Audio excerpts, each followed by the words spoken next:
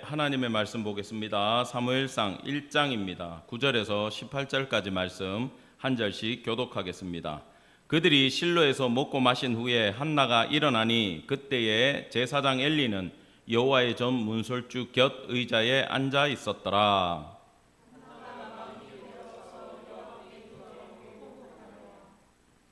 서원하여 이르되 만군의 여호와여, 만일 주의 여종의 고통을 돌아보시고 나를 기억하사 주의 여종을 잊지 아니하시고 주의 여종에게 아들을 주시면 내가 그의 평생에 그를 여호와께 드리고 삭도를 그의 머리에 대지 아니하겠나이다.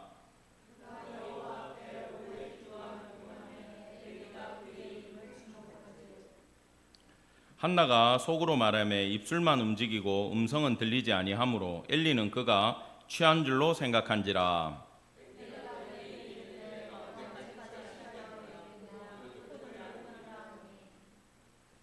한나가 대답하여 이르되 내 주여 그렇지 아니하니이다.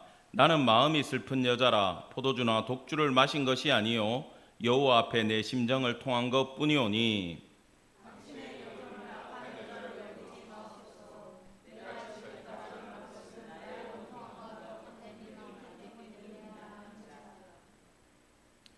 엘리가 대답하여 이르되 평안히 가라. 이스라엘의 하나님이 내가 기도하여 구한 것을 허락하시기를 원하노라 하니 이르되 당신의 여종이 당신께 은혜 있기를 원하나이다 하고 가서 먹고 얼굴에 다시는 근심빛이 없더라. 아멘.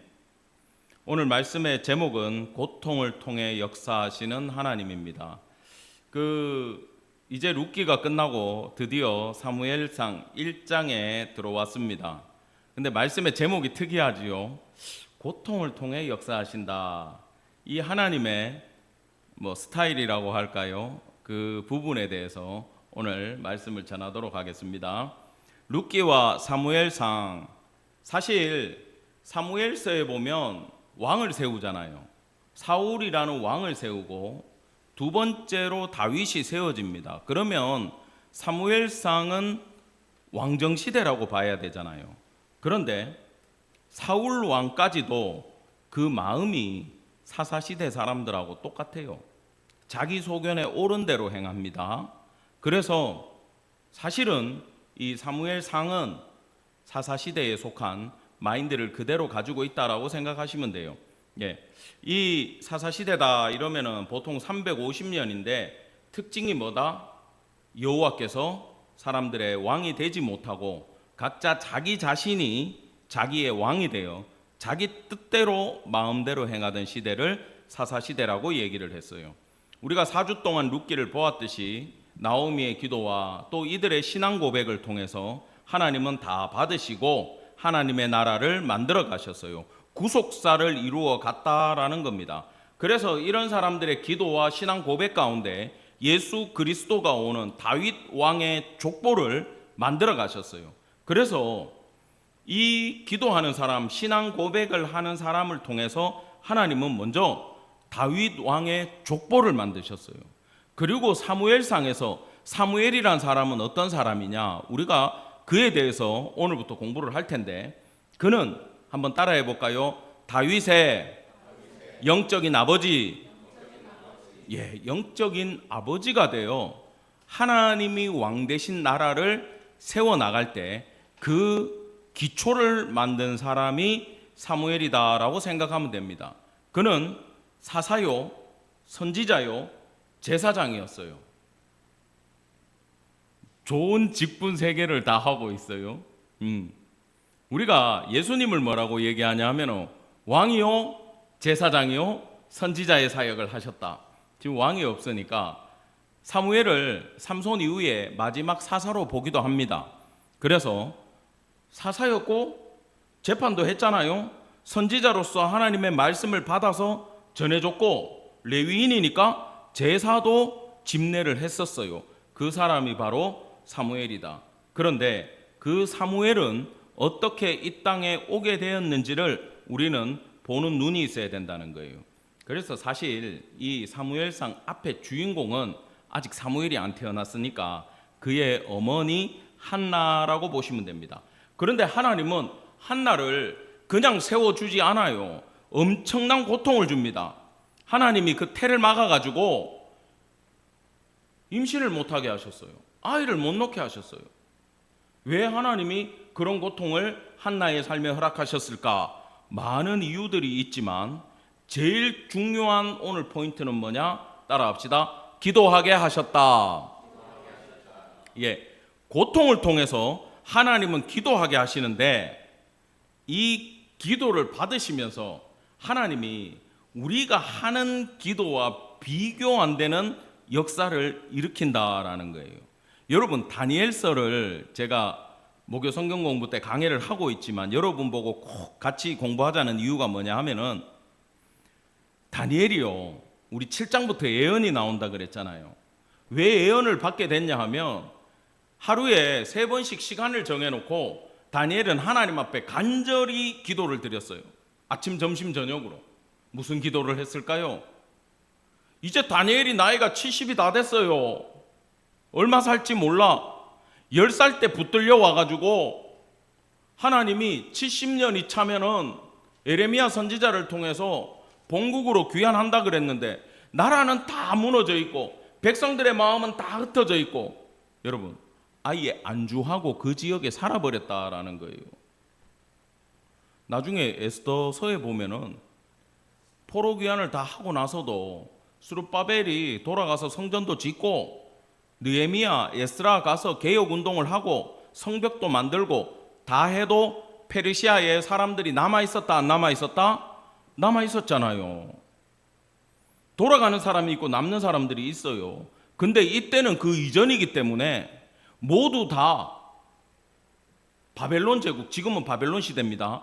그 제국의 사람이 되어가지고 노예 생활을 포로로서 계속 안정되게 하고 있어요. 나중에 황제는 바뀔지 몰라도 그들의 삶은 변함이 없었다라는 거예요. 다니엘은 이게 마음이 너무 조급했어요. 하나님이 분명히 돌아가게 하실 텐데 그 선민의 소망을 가지고 살아가는 사람은 몇 명 안 보이고 전부 다 이 땅에 정신이 팔려가지고 먹고 사는 일만 신경 쓰고 있고 그 시대에 동화돼 버리고 우상들의 동화돼 버리니 하나님 저희들은 어떡합니까? 그러고 다니엘이 사자굴에 왜 들어가요? 그 기도를 안 그치고 계속 하다가 잡혀가는 거잖아요. 그렇게 민족을 위해서 기도하는데 여러분이 7장부터 12장까지의 4가지의 모든 예언을 분석해 보시면 아십니다. 뭡니까? 그 시대 이후로 어떤 왕들이 일어날 건지, 마지막에 적그리스도가 오고 예수 그리스도가 구름 타고 오셔서 하나님의 나라, 영원하고 영원하고 영원한 나라를 만들어 가실 거라고 하는 온 인류의 마지막까지를 하나님은 누구에게 알려주셨다? 예, 다니엘에게 알려주신 거예요. 겨우 이 민족 70년 뒤에 어떡합니까? 라는 기도를 하고 있는데 온 인류에 대한 예언을 주셨다라는 거예요.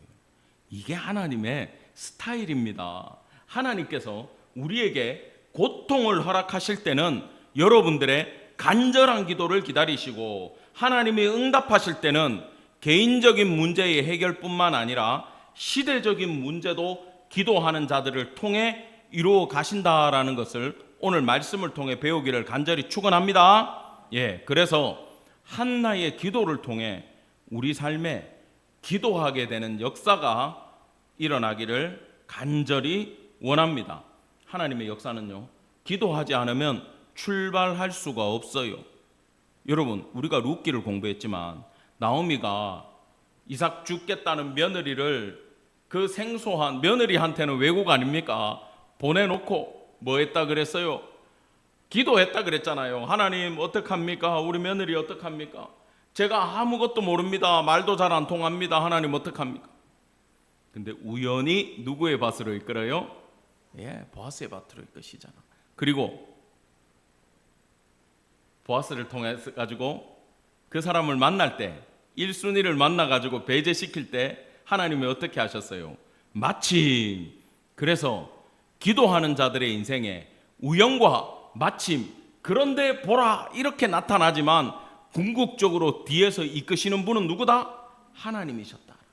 여러분, 이 모든 게 뭐에서 출발하는가? 기도에서 출발한다는 것을 마음에 새기고 오늘 말씀에 들어가기를 간절히 원합니다. 아멘. 1절입니다. 에브라임 산지 라마다임 소빔에 에브라임 사람 엘가나라 하는 사람이 있었으니 그는 여로함의 아들이요 엘리후의 손자요 도후의 증손이요 수베의 현손이더라. 놀랍게도 룻기의 마지막이 왕의 족보로 마무리를 하더니 오늘 갑자기 사무엘의 족보가 나와요. 이 족보는 왕의 족보는 아닙니다. 그런데 보통 사람들이 아니에요. 사무엘의 아버지 되는 이 엘가나가 지금 에브라임 사람으로 소개된다고 해가지고 이 사람이 에브라임 지파 사람이 아닙니다. 어디 사람이라고요? 내가 아까 사무엘이 사사요 선지자요 뭐까지 했다 그랬어요? 제사장까지 했다 그랬잖아. 레위 사람이에요. 이 사람이. 저도 역대하 공부할 때 이걸 가르쳐 놓고도 순간순간 이 본문이 자꾸 생각나가지고 사무엘 에브라임 사람이라고 계속 얘기를 합니다. 근데 역대상 6장에 찾아보면요 이렇게 돼 있어요. 레위의 아들은 게르손과 그앗과 무랄이며, 자 야곱의 아들 중에 레위에게는 세 아들이 있었는데 그 중에 둘째 아들 그핫에게서 난 자에 대해서 족보가 쭉 내려가면서 27, 28절에 보면 엘가나, 사무엘, 요엘과 아비야 쭉 내려가는 게 나와요 안 나와요? 나오죠. 어느 지파예요? 레위 지파잖아요. 그리고 레위 지파로서 그앗 자손 중에 어떤 일을 했냐면 솔로몬이 성전을 세우기 전까지 회막이 시온성에 있을 때에 다윗 때에 다윗이 찬송하는 사람들을 뽑아가지고 그들에게 월급을 주고 다른 거 하지 마, 찬양만 해. 쉽게 말하면 우리 교회에서 이 찬양팀 예배하는데 직장 출근하지 마세요, 교회에서 월급 드립니다, 이거하고 똑같은 거야. 집사님들 월급 주면 하시겠어요? 월급 주면 안 돼. 할렐루야. 이런 믿음이 있어야 돼요. 바로 그게 누구냐 하면은 이 사무엘의 집안이었다라는 거예요. 그앗 자손 중에 헤만, 시편에 나오고 막 이런 이름 있잖아요. 그 중에 요엘, 사무엘 뭐 쭉 나가요. 엘가나가 여러 명이라 가지고 좀 헷갈리는데 이 족보가 쭉 오늘 읽었던 족보의 사람들이 역대상 33, 34, 35절에 보면 쭉 다 나오고 있어요. 이 거꾸로 적혀 있어. 이해가 됩니까? 그러면 엘가나는 어느 집안이다? 레위의 그앗 자손이다. 반드시 기억해 주시기를 바랍니다. 요 1절 가지고 또 헷갈려 가지고 에브라임 사람 이러면은 성경 시험 틀려요.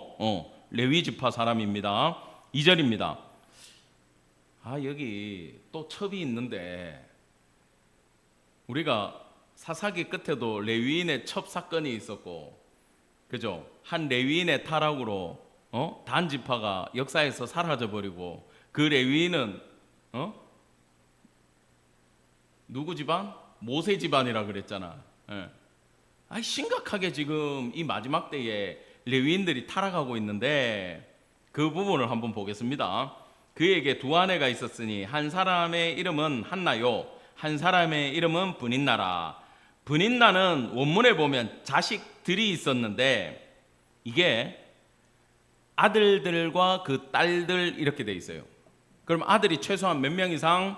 2명 이상. 딸도 몇 명 이상? 2명 이상. 이름의 뜻이 뭐다? 다산이야. 애를 많이 낳는 이름을 갖고 있어. 순풍, 우리로 말하면 이름이 뭐 박순풍 이런 거야. 이해가 되죠? 순풍 나버려. 얼굴도 막 기름기가 잘잘 흐르나 봐. 얼마나 건강한지. 고기 좋아하실 것 같아요, 이분은. 자, 한나의 이름은 한나, 해나, 얼마나 이름, 우리 집에도 한 명 있습니다. 이건 하나님의 은총, 하나님의 은혜, 하나 더 나가면 사랑스럽다, 이런 뜻을 가지고 있는 이름이에요. 얼마나 이쁜지 모르겠어. 그 미국 여자들 중에 제일 많은 이름 중에 하나가 이 한나래요. 자, 3절 보면은 이 사람이 엘가나입니다. 매년 자기 성읍에서 나와서 실로에 올라가, 그때 언약궤가 실로에 있고 실로에서 제사를 드렸어요. 그러면 절기 때가 되면은 제사 드리러 올라가는 사람이에요. 그래도 이 타락한 사사시대 때 사람들 안 가는데 그래도 이 사람은 다 준비해 가지고 가족들 끌고 올라갑니다. 그러면은 경건해요, 안 경건해요? 경건해요. 근데 경건한데 처벌도? 딜레마죠. 그럼 그래 내가 법을 찾아보니까 당시에 하나님의 법은 일부 일처제입니다. 세상의 법은 일부 다처제였어요. 그런데 하나님의 법을 따르는 사람들 중에도 간혹 가다가 첩을 두는 경우가 있는데 어떤 경우냐?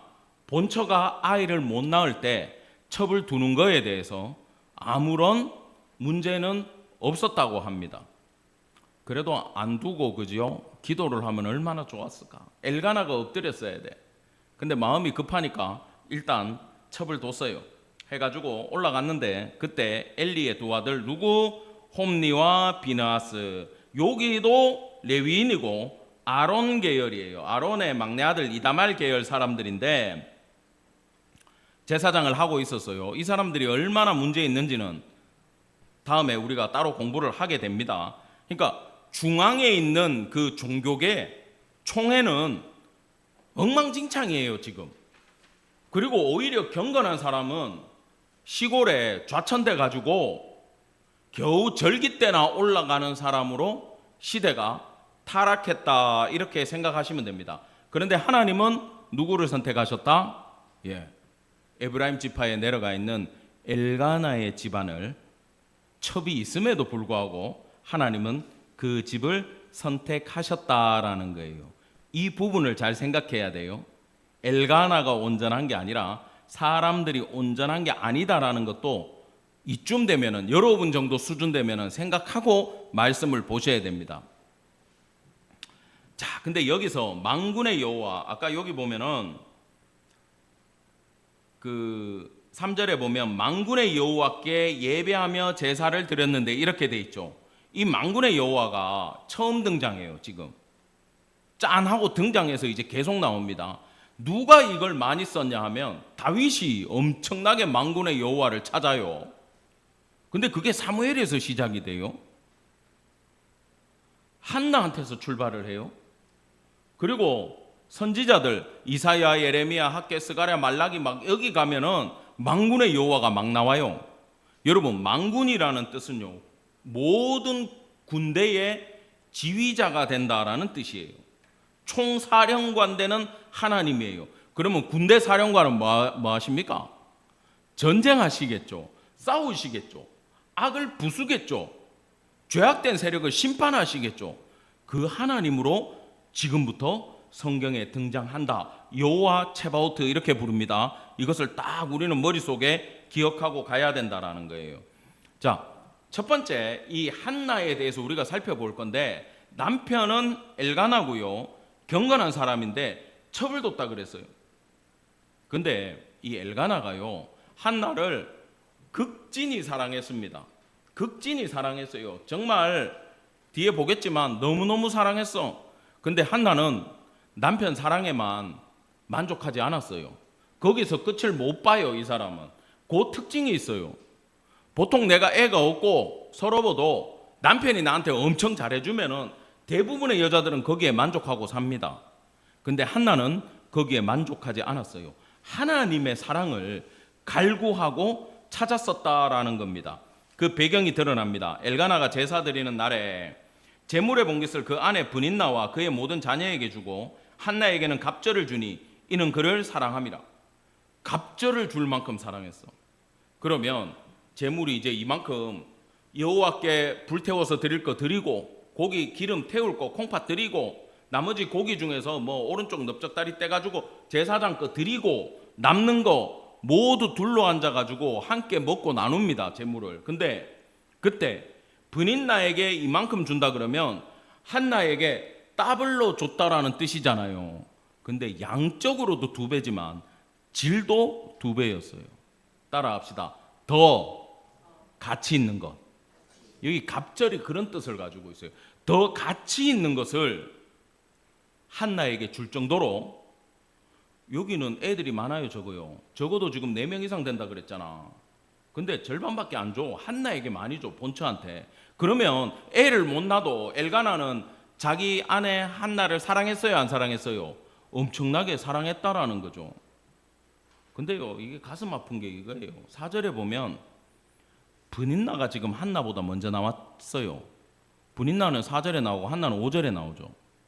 처음에 본처 얘기할 때는 누가 먼저 나왔어요? 한나가 먼저 나왔어요.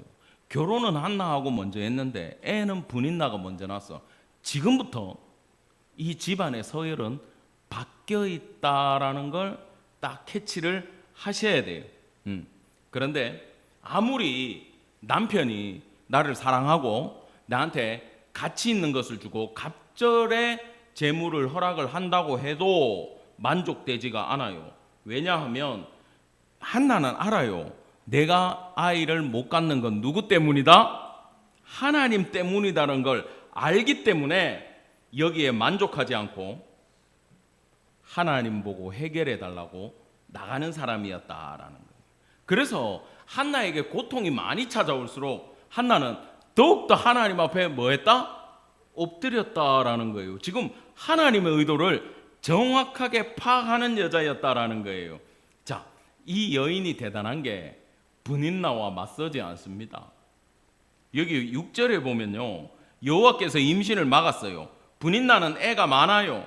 근데 그를 심히 격분하게 하고 괴롭게 하고 7절에도 제사를 지내러 가서도 한나를 격분시켜 가지고 한나가 밥도 못 먹을 지경이 됐다. 이거 심각한 얘기입니다.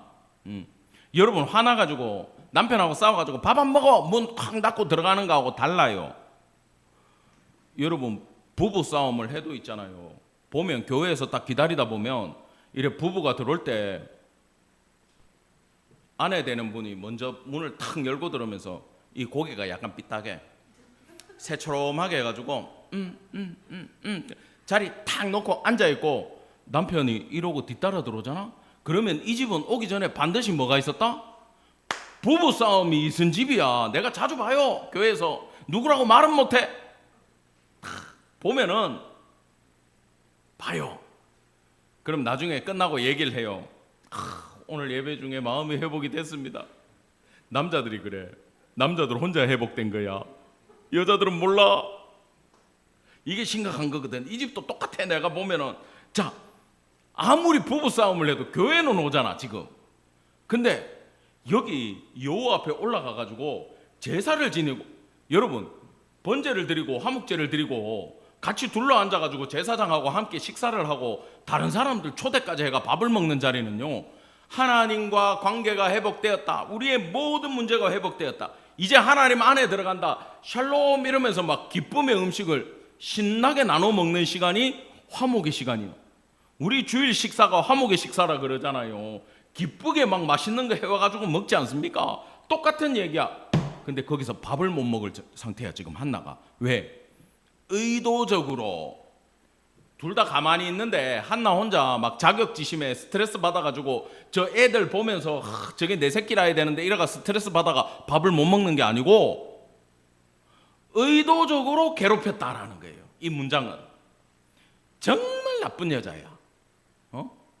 자기가 풍성한 은혜가 있으면은 감사하게 생각하고, 옛날 그 애 못 낳는 집에 형제간에 그죠? 애 막 빌려주고 이러잖아. 그쪽 호적에 올리세요. 알아요, 몰라요? 우리나라 옛날에 그랬어요. 근데 지금 브닌나는 그렇게 하지 않아요. 자기가 받은 축복을 가지고 의도적으로 한나를 마음 상하게 하고 괴롭게 해가지고 한나가 하나님 앞에 화목의 식사까지도 못하게 막은 여자가 악한 브닌나였다라는 겁니다. 이 여자의 성품은 악하고 교만한 게 맞다라는 거예요. 여러분, 그 역사적으로 성경에 부부싸움에, 이 여자분들 잘 들으세요. 부부싸움에 대빵이 있어요. 누구냐 하면 사라요. 이 아직 아브라함과 사라가 되기 전에 하나님으로부터 이름을 받기 전 상태기는 해요. 근데 애를 준다고 해놓고 하나님 계속 애를 안 주시잖아. 그래가지고 이 사례가 남편한테 자기 몸종 하가를 줘요. 우리 더 이상 이러다가 늙어가지고 방법이 없다. 당신이 애라도 놓을 수 있을 때 당신이라도 어떻게 이 몸종한테 놔라. 이 애는 내 애로 해갖고 내가 키울게. 해가지고 남편한테 하가를 집어넣었어. 근데 하갈이 이스마엘을 순풍하고 났어, 이 여자도. 근데 이게 무슨 일만 있으면은 주인을, 사례를 눈을 흘끼고 있잖아요. 엄청 교만하게 구는 거야, 이 하갈이. 그것 때문에 안 주인이 이걸 참아요, 못 참아요? 못 참지. 멸시하니까. 한나처럼 기도해야 되는데 이거 어디로 갑니까? 지금 5절에 아브라함에게 찾아갔어. 내가 받는 이 모욕은 당신이 받아야 옳도다. 지가 들어가려며. 와이프가 가라고 해가 간 거야, 이 남편은. 자기가 보내놓고 지금 남편한테 와가지고 그가 자기의 임신함을 알고 나를 멸시하니. 자, 여기 당신과 나 사이에 이 부분 같이 여자분들만 읽겠습니다. 시작. 당신과 나 사이에 여호와께서 판단하시기를 원하노라. 이건 무슨 말씀인지 알아요? 얼마나 학대했으면 하갈이 도망갔대. 이겼어요, 사례가. 대단한 여자입니다. 우리 여성도들 이기시기 바랍니다. 눈치는 빨라가지고 아멘을 안 하잖아. 여러분, 이 있잖아요, 여호와께서 판단하시기를 원한다라는 건 여호와의 판단은 죽고 사는 걸 말해요. 싸우더라도 절대 이야기하면 안 돼. 근데 지금 이 우리 믿음의 조상의 첫 번째 조상의 와이프 되는 이 사라께서는 싸울 때 어떻게 했다고? 네가 죽든지 내가 죽든지 해보자. 남편들만 보세요. 들어본 사람 없어. 우리 교회는 없어. 할렐루야야. 네가 죽든지 내가 죽든지 하자. 이거 무서워요. 남편하고도 들이받아버리고 하갈도 갈궈버리고 다 쫓아내고 내가 이겼다. 뒷일은 누가 감당해야 돼? 뒷일은 하나님이 감당하시잖아. 하나님이 그 이스마엘하고 이제 광야에 나갔고 죽을 것 같으니까. 또 이 하갈이 얼마나 불쌍한지 알아요? 아들 데리고 나가가지고 아들 저 먼 발치에 놔두고 왜 제가 죽는 걸 내가 어떻게 보겠냐 그러고 그 울고 있는데 하나님이 개입을 하시잖아. 결국 방법이 없어가지고 그래도 아브라함의 후손인데 어떻게. 이것 때문에 아직도 이 이스마엘의 후손하고 이삭의 후손하고 아직도 중동에서 피가 터지게 싸우잖아요. 아브라함 언약을 맨닉 하고 뭐 싸우지 말자 하고 해도 끝까지 이 사람들은 싸울 거야. 근데 이 한나는 믿음의 조상의 그 아내의 본을 보지 않고 남편하고도 안 싸우고 브린나하고도 안 싸우고 그 누구한테도 자기의 화를 드러내지 않고 어디 갑니까? 하나님 앞에 가서 엎드리기 시작했다는 거예요. 이건 정말 대단한 신앙임을 여러분 기억하기를 간절히 바랍니다. 우리도 열받고 사생결단을 하고 싶을 때 어디에 가야 된다? 하나님 앞에 가기를 바랍니다. 남매지간은 잘 안 싸우는데 자매지간은 엄청 싸워요. 엄마만 없으면 싸워. 지금 우리 집 애들도 냉전기야, 냉전기.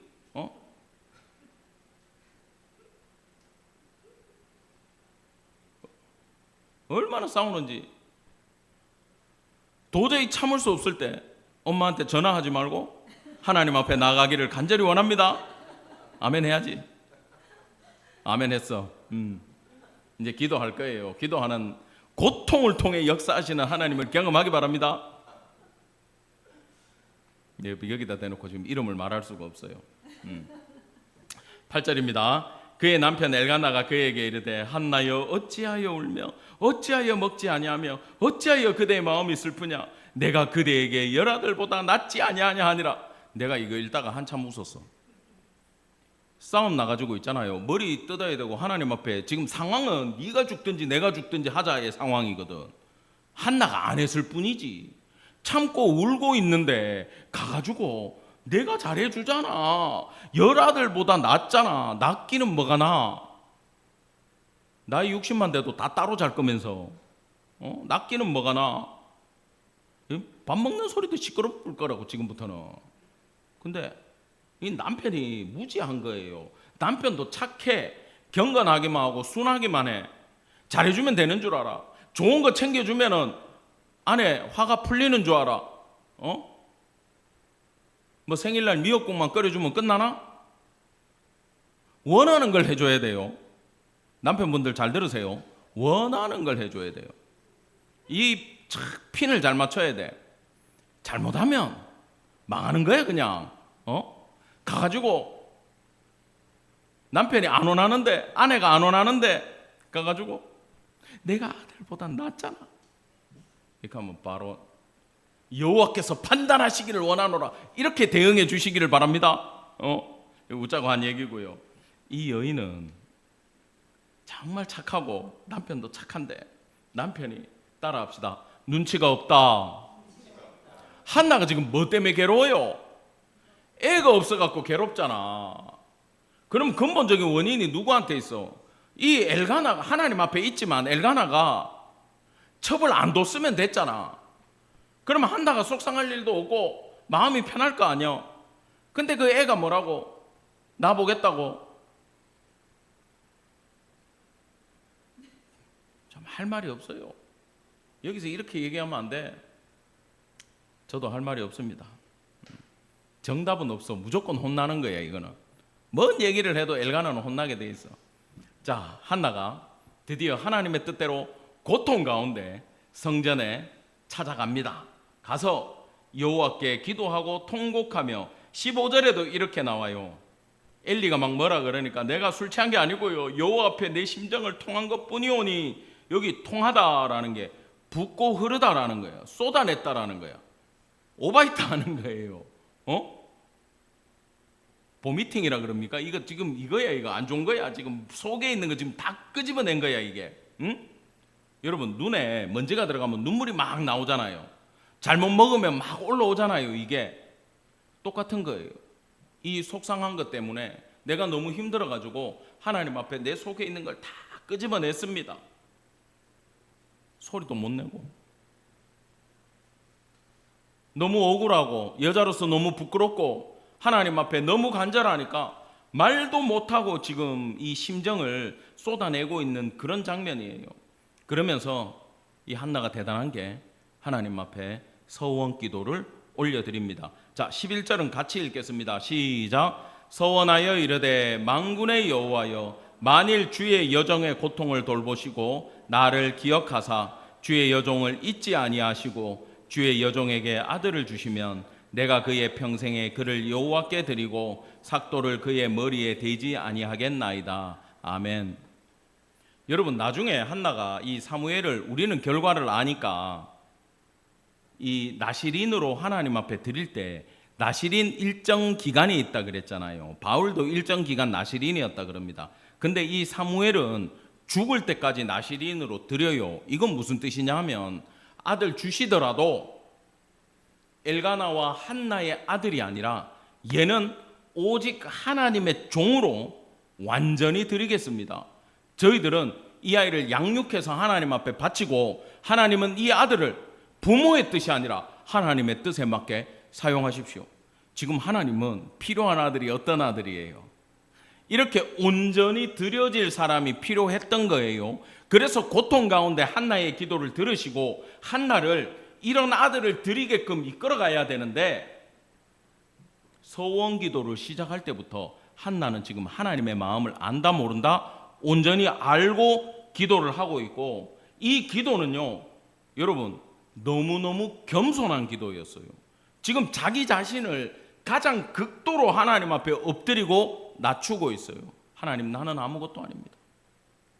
나를 오히려 써주셔가지고 하나님의 일꾼을 낳게 해주시면 나는 그 일에 온전하게 충성해서 이 아들을 믿음의 아들로 제가 길러서 드리겠습니다. 그 역할을 나에게 시켜주십시오, 이거예요.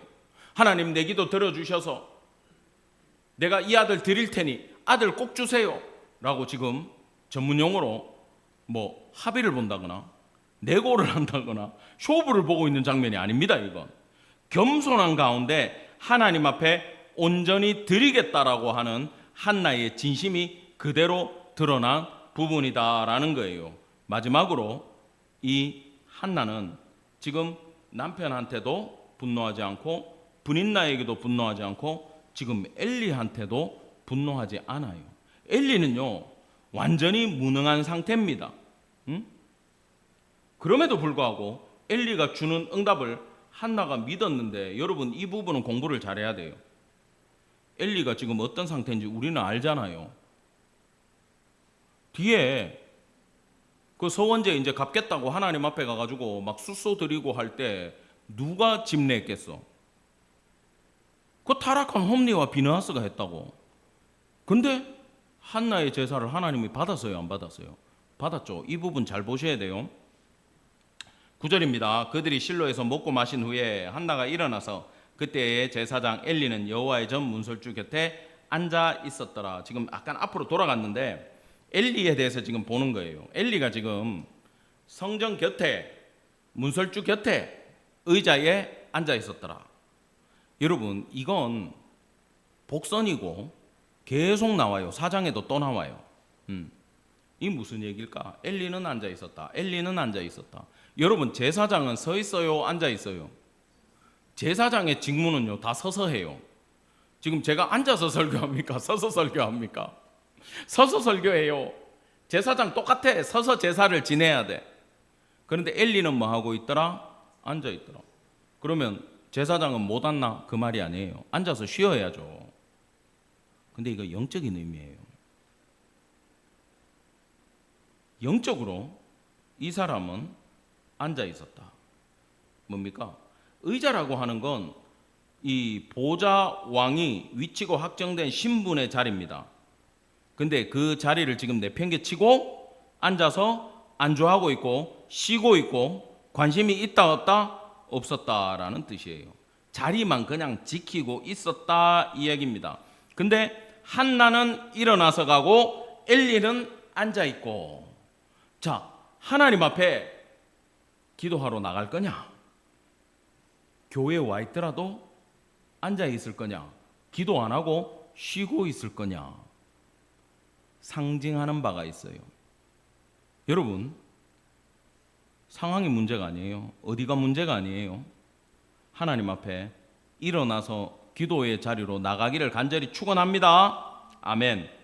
자, 사무엘상 4장에 보면 어떤 상황이냐 하면 블레셋과 전쟁이 나가지고 밀리니까 홈리 비느하스한테 빨리 가가지고 여호와의 전에 가서 언약궤 가지고 나오라 그랬어요. 장로들이. 그래 제사장들이 지금 그거 몰고 나갔어. 근데 전쟁에서 어떻게 돼요? 패하고 언약궤 뺏기고 제사장까지 죽고, 그 소식이 엘리한테 전해졌을 때도 원래 지금 전쟁이 나가지고 아들들이 언약궤까지 나갔으면 마지막인 거 아닙니까? 정말 급박한 상황이니까 언약궤가 출동했을 거 아니에요. 그러면 지금 여호와의 전에 들어가서 엎드려서 기도해야 되는데 뭐 하고 있었다고요? 의자에 또 앉아 있었어. 그러다가 이 소식에 놀래가지고 뒤로 자빠져가지고 맨날 고기만 먹다가 뒤로 자빠져가지고 낙법을 탁 쳐야 되는데 뚱뚱해가지고 몸을 못 돌렸나 봐. 저 북쪽에도 한 명 있잖아요, 그죠? 내하고 비슷하게 생긴 사람. 몸무게 2배 가까이 차이나. 어마어마하게 큰 사람 있잖아. 그러면 넘어지면 어떻게 돼요? 바로 주님 앞에 가야 돼요. 엘리가 그렇게 됐다라는 거예요. 그래서 의자에 앉아 있다라는 건 따라합시다. 영적인 어두움의 시대, 영적인 어두움의 시대였다라는 걸 우리에게 알려주고 있습니다. 자, 봅시다. 그가 여호와 앞에 오래 기도하는 동안에 엘리가 그의 입을 주목한즉, 지금 한나가 지금 여호와의 전에 들어가서 막 기도하고 있어요. 엘리가 앉아 있다가 어떤 여자가 와갖고 막 기도하니까 들어가서 본 거예요. 한나는 우리 같으면 막 통성 기도하고 부르짖는 기도했을 거야. 하나님 어찌하여 나에게 이런 시련을 주고 이런 고통을 주고 막 들이대고 떼굴떼굴 구르고 난리가 났을 텐데, 한나는 성품이 그래요 안 그래요? 안 그렇잖아. 혼자 참고 울고 삭히고 주님 주님 하면서 지금 이거 겉으로 말도 못해. 부끄러워가지고 입술만 움직이고 소리는 안 나니까 엘리는 와가지고 술 취했다고 지금 판단을 한 거예요. 그리고 14절에 이래 얘기합니다. 네가 언제까지 취하여 있겠느냐? 포도주를 끊으라.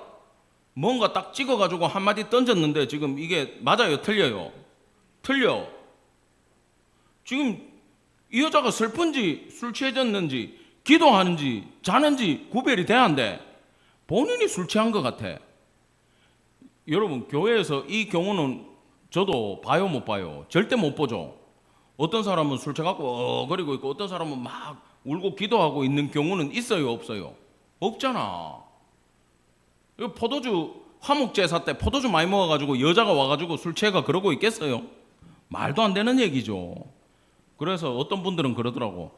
평상시에 술 취한 사람을 많이 본 모양이다. 그래서 오해를 했는갑다. 그러더라고. 진짜 그럴지도 몰라요. 한나가 얘기합니다. 당신의 여종을 악한 여자로 여기지 마옵소서. 내가 지금까지 말한 것은 나의 원통함과 격분됨이 많기 때문이다 하는지라. 이 말 속에 막 한나의 마음이 다 느껴집니다. 엘리가요, 같이 읽읍시다. 시작. 엘리가 대답하여 이르되 평안히 가라. 이스라엘의 하나님이 내가 기도하여 구한 것을 허락하시기를 원하노라 하니. 아멘. 여러분, 이거 잘 들으셔야 된다 그랬지. 엘리가 축복했기 때문에 한나가 복을 받은 건 아니에요. 여기 엘리가 안 왔어도 하나님은 응답을 하셨다 안 하셨다? 하셨어. 그럼에도 불구하고 아직까지 제사장이 누굽니까? 대제사장이 엘리죠. 살아있는 동안 계속 갖고 있어요. 하나님이 어쨌든 간에 세워놓은 그 제사장의 입술을 통하여 지금 응답을 해주셨고, 하나님이 마음만 갖고 계셨고 엘리가 자기가 선포를 했었어도 제사장의 권위를 인정해 가지고 하나님은 역사해 주시는 분임을 여러분 기억하기 바랍니다. 뭐냐 하면은 여러분이 은혜 받고 안 받고 하는 거 목사한테 달린 것도 기다 아니다? 아니라는 거예요. 아니더라고. 목사가 잘못해도, 목사가 부족해도 하나님은 여러분에게 다이렉트로 축복할 수 있는 분임을 기억하시기 바랍니다. 아멘. 18절입니다. 이르되 당신의 여종이 당신께 은혜 있기를 원하나이다 하고 가서 먹고 얼굴에 다시는 근심빛이 없더라. 자, 이제 가서, 자, 상황은 변했어요, 안 변했어요? 안 변했죠. 근데 가서 밥이 넘어가요. 왜 그럴까? 하나님의 축복을 아멘으로 받은 거다라는 뜻이에요. 확신이 들어왔다라는 거예요. 하나님이 역사해 주셨다라는 거예요. 엘리의 영향력은 미약할지 몰라도 그를 통해 내려오는 축복만큼은 진짜다라는 걸 한나는 알고 하나님으로부터 응답을 영적으로 받았다라는 겁니다. 이 한나의 신앙의 놀라운 점이 엘리라고 하는 쓸데없이 술 취했냐라고 하는 앉아있는 무능한 제사장 때문에 하나님 앞에 나가는 게 걸려서 넘어지는 게 아니라, 그가 뭐라고 해도 한나는 제사장을 넘어서 누구한테 갔다? 하나님 앞에 갔고 오히려 엘리를 통해서 하나님의 축복을 받아낸 여인임을 기억하기를 간절히 축원합니다. 아멘. 자, 결론입니다. 한나의 믿음의 위대함은요, 우리가 못 읽었지만 뒤에 본문에 나와요. 여러분 좀 길지만 이 부분을 같이 읽겠습니다. 시작. 그들이 아침에 일찍 일어나 여호와 앞에 경배하고 돌아가 라마에 자기 집에 이르니라. 엘가나가 그의 아내 한나와 동침하매 여호와께서 그를 생각하신지라. 한나가 임신하고 때가 이름에 아들을 낳아 사무엘이라 이름하였으니 이는 내가 여호와께 그를 구하였다 함이더라. 그 사람 엘가나와 그의 온 집이 여호와께 매년제와 서원제를 드리러 올라갈 때에 오직 한나는 올라가지 아니하고 그의 남편에게 이르되 아이를 젖대거든 내가 그를 데리고 가서 여호와 앞에 뵙게 하고 거기에 영원히 있게 하리이다 하니. 아멘. 지금 이건요 보통 이야기가 아니에요. 지금 그 응답을 받자마자 하나님은 바로 허락하셔서 아이를 주셨어요. 지금 1년 지났어요. 그죠? 10달 배에 있다가 아이가 딱 태어났어요. 그러면은 할례하고 애 데리고 올라가야 돼요. 매년제 때가 돼서 1년은 훨씬 지났어요.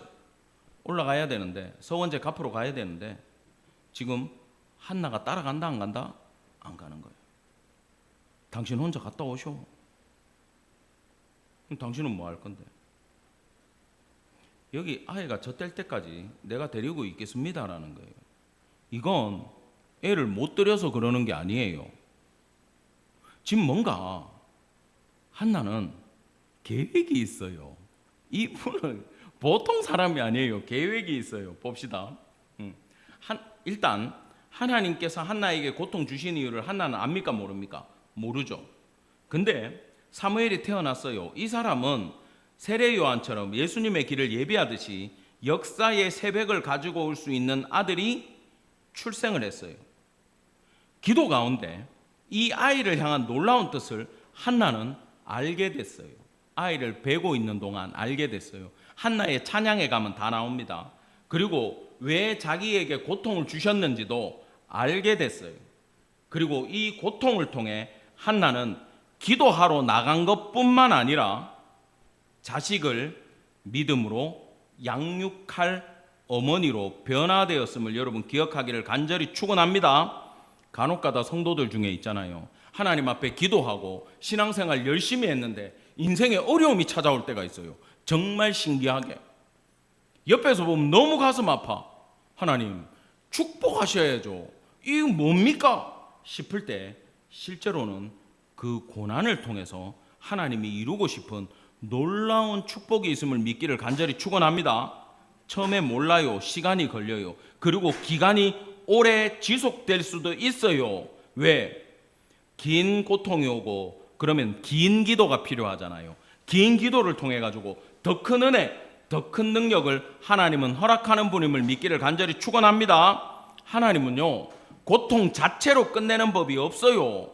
그냥 잘해주면 되지. 자식인데 자식을 연단하고 훈련시키고 고통을 줄 때는 여러분 새 시대를 열기 위해서 하나님이 놀라운 축복을 준비하고 있는 시대다라는 것을 믿기를 간절히 바랍니다.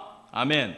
자, 하나님께서 한나를 얼마나 고통 가운데 단련시켰는지 한나도 이미 이 1년 기간 동안 변화가 됐고 능력의 기도를 하고 있고 남편 또한 변화가 됐어요. 그래서 마무리가 이렇게 돼갑니다. 그의 남편 엘가나가 그에게 이르되 뭐라 그럽니까? 그대의 소견에 옳은 대로 하여. 이 소견은요 사사시대의 소견이 아니에요. 엘가나도 하나님의 뜻을 알게 됐어요.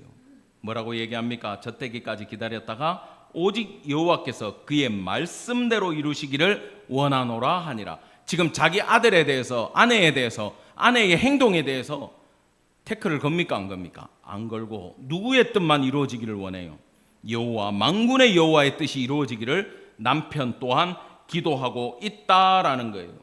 여러분 한나의 기도가, 한나의 행동이, 한나의 삶이 지금 남편을 변화시켰다 안 변화시켰다? 변화시키고 있음을 우리는 이 본문을 통해서 알 수 있다라는 거예요.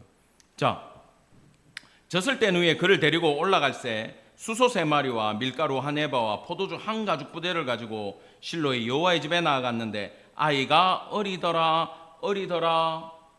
젖을 갓댔더라 5세 미만 만으로 5살도 안 되었더라라는 거예요. 그리고 하나님 앞에 제사를 지내러 올라가는데 이 서원제를 갚을 때의 기준에 오히려 3배를 준비하는 거예요. 아들 목뿐만 아니라 엄마도 드려지고 아버지도 드려지고 아들도 드리고 우리 온 가족이 주님께 드려지겠습니다 라는 마음으로 딱 3배를 준비해 가지고 여호와 앞에 나가고 있는 장면이에요. 근데 아이가 어린데 25, 26절에 보면은 수소 잡고 아이 데리고 엘리에게 가서 한나가 이르되 내 주여 당신의 사심으로 맹세하나이다. 나는 여기서 내 주 당신 곁에 서서 여호와께 기도하던 여자라. 뭐예요? 그때 저 술 취해가지고 그 오해했던 그 여자입니다. 지금 얘기를 하고 있어요. 그러면서 27, 28절 같이 보겠습니다. 시작. 이 아이를 위하여 내가 기도하였더니 내가 구하여 기도한 바를 여호와께서 내게 허락하신지라. 그러므로 나도 그를 여호와께 드리되 그의 평생을 여호와께 드리나이다 하고 그가 거기서 여호와께 경배하니라. 아멘. 여러분 이 위대한 이야기가 나오고 있어요. 지금 28절에 보면은 기도하고 28절로 넘어가서 아이를 여호와께서 그 아이를 내게 주셨으니 나도 이 아이를 여호와께 드리고 나시린으로 오히려 평생을 드리겠습니다라고 하나님 앞에 약속을 이행했다는 뜻이 아니라 온전히 드렸다라는 거예요. 지금 여호와 앞에 드린다는 게 뭔지를 무너진 사사시대에 누가 시작하냐 하면 한 여인이 시작을 했다라는 거예요. 여러분, 여호와께 드리는 삶을 이 사사시대의 한나가 시작해서 그 아들을 드리고 엘가나가 아들을 드리기 시작하니까 다윗이 그 다음에 여호와 앞에 뭘 드립니까? 주님, 제가 왕이 아닙니다. 하나님께서 세워주신 이 나라 왕을 저를 세워주셨으니 이 나라를 당신께 드립니다. 여호와께 올려드립니다. 만군의 여호와께 맡깁니다. 당신이 이 나라의 왕 되어 주십시오. 그래서 다윗은요, 전쟁 나갈 때 기복주의 언약궤 들고 나가고 이게 중요한 게 아니라 하나님 왕이시여, 제가 전쟁에 나가야 됩니까? 말아야 됩니까? 이 일을 행해야 됩니까? 안 해야 됩니까? 사울이 자기를 죽이려고 해도 여호와께서 세우셨으니 저는 피하겠습니다. 자기도 기름 부음 받아놓고 여호와께 드린다는 것이 무언지를 정확하게 아는 다윗 왕이 오게 되고 여호와 앞에 이스라엘을 봉헌하게 된 것은 한나가, 엘가나가 지금 여호와 앞에 사무엘을 드리는 것으로 출발했다라는 거예요. 그리고요, 마지막 절에 이렇게 끝나요. 그가 거기서 여호와께 경배하니라. 그가 누굽니까? 만 5세 사무엘이 거기 올라가서 성전에 가서 여호와께 스스로 경배했다라는 뜻이에요. 할렐루야. 아이가 누구의 도움도 필요 없이 여호와 앞에 경배하는 자가 되었다, 예배하는 자가 되었다라는 거예요. 사랑하는 성도 여러분, 어머니의 기도, 인생에 찾아오는 고통으로 말미암아 하나님 앞에 엎드린 마지막 결과는 우리의 자녀들이 하나님 앞에 스스로 예배하는 자들. 우리가 교회 잡아올 수 있다 그랬잖아. 주일학교 전도하기 얼마나 쉬운 줄 알아요? 상품 주고 선물 주면. 요즘은 게임, 오락 이런 거 만들어 놓고 하면 애들 와요. 끌고 올 수 있어요. 근데 스스로 하나님 사랑하게 만들고 스스로 하나님 앞에 예배하게 만드는 건 정말 쉽지 않아요. 이걸 한나 어머니는 했다 안 했다? 했다. 그것 때문에 당신 혼자 갔다 오세요. 저는 시간이 없습니다. 이에 봉헌하기 전에 스스로 예배하는 아들 만들겠습니다. 갓난 아기 때부터 얼마나 신앙으로 양육을 했든지 젖대 가지고 혼자 밥 먹을 수 있자마자 뭘 했다? 여호와 앞에 스스로 경배를 드렸다라는 겁니다. 여러분, 이 은혜가 저와 여러분의 가정에, 우리 교회에 충만히 임하기를 간절히 축원합니다. 제가 설교 준비 다 해놓고요, 이 본문을 전체적으로 놓고 내 고민을 한번 해봤어요. 하나님, 근데 그거 이렇게 적어왔는데, 엘가나가 있잖아요. 이 은혜를 깨는 얘기는 아니에요. 어떻게 잘못 보면 은혜가 깨지는데, 우리 한나처럼 살아야 돼, 으쌰으쌰 하자 막 이래야 되는데, 제가 생각을 깊게 해봤어요. 엘가나인데 어쨌든 제사장 집안의 사람이 중앙에서 밀려나가지고 시골에서 한다는 게, 와이프 애 못 낳는다고 첩이나 둬가지고 와이프 아프게 했어 안 아프게 했어? 아프게 했지. 그래도 다행인 게 있잖아요. 엘가나는 집에 돈은 좀 있었나 봐. 와이프 고생을 안 시키니까 바가지를 덜 긁었어. 아브라함은 억지로 끌고 메소포타미아에서 가나안 와가지고 바로 기근 들어가지고 애굽에 가서 와이프 한번 뺏기고 돌아오고 이러니까 니 죽고 나 죽자 가지. 그래도 엘가나는 있는 집이니까 바가지는 덜 긁혔는데 그렇게 본받을 사람은 아니에요. 와이프 덕에 살았어, 이 사람은. 아니면은 사사기에 뒤에 나올지 몰라. 와이프 잘못 만났으면 레위인의 첩사건 뒤에 엘가나의 첩사건이 나올 수도 있다고. 이런 사람이에요. 여러분, 한나도 있잖아요. 사실 엄밀히 보면 뭐 있죠. 어쨌든 은혜 가운데 하나님의 뜻을 알고 아들을 다시 하나님 앞에 드렸지만, 잘못 보면 자기 아들, 내 아들 안 해도 된다는 거잖아. 하나님이 나한테 아들 주기는 줘야 되는데 내 다시 하나님 앞에 드리면 나는 아들이 있어요, 없어요? 없어요. 근데도 달래. 그럼 뭐예요? 하나님, 본인 나한테 내 이 억울한 거, 애 못 낳는다는 거, 이거는 풀어주셔야 되지 않습니까?로 출발했을 수도 있어요. 엘리는요, 제사장이 돼가지고 기가 막혀요. 지 맘대로 축복해요. 아무것도 모르고 한 거예요. 여러분, 그런데 엘가나, 한나, 엘리를 통해 가지고 결과적으로 사무엘이 왔습니까? 안 왔습니까? 왔죠. 여러분, 이걸 뭐라 그러는지 압니까? 따라합시다. 하나님의 경륜. 한 번 더. 하나님의 은혜. 은혜라는 게 이거예요. 여러분, 우리 부족할 수 있어요. 우리 엘가나보다 못하고요, 한나보다 못하고요, 브닌나보다 못한 인간일 수도 있어요. 저도 목사지만 엘리보다 못할 수 있어요. 그러나 하나님의 은혜, 하나님의 경륜 가운데 이들을 선택하셨다라는 걸 여러분 반드시 기억하기를 간절히 원합니다. 하나님이 이 부족한 자들을 통해 가지고 역사하셨는데, 중요한 것은 고통을 통해 역사하셨다라는 거예요. 여러분, 우리 삶에 고통이 있을 수 있습니다. 우리가 부족한 인생일 수 있습니다. 그런데요, 하나님은 이미 그분의 은혜와 놀라운 경륜 안에 우리에게 누구를 허락하셨어요? 예수 그리스도를 이미 주셨어요. 우리는 더 부족할 수 있고, 더 죄인이고, 도덕적으로 죄를 지어가지고 감옥에도 갈 수 있고 문제를 일으킬 수 있지만, 그럼에도 이미 우리의 잘못된 점을 다 아시지만 하나님의 은혜로 예수 십자가를 우리에게 허락해 주셨음에 여러분 감사하기를 간절히 원합니다. 그래서 우리가 할 수 있는 건 하나님 앞에 찬양으로 영광 돌릴 것밖에 없어요. 더욱더 기쁨의 제사 올려드리며 하나님이 은혜와 경륜의 하나님이 우리 인생에, 사랑하는 자녀의 인생에, 십자가를 심어둔 자들의 인생에 고통을 주신다고 해도 그 고통은 하나님이 기도로 나오라, 기도의 자리로 나오라라는 뜻인 줄 믿으시고, 세상 일에, 세상 사람들의 말에 마음 뺏기지 마시고 하나님 앞에 간절히 나와 한나의 기도를 올려드리는 임마누엘 모든 성도 되기를 간절히 축원합니다. 아멘.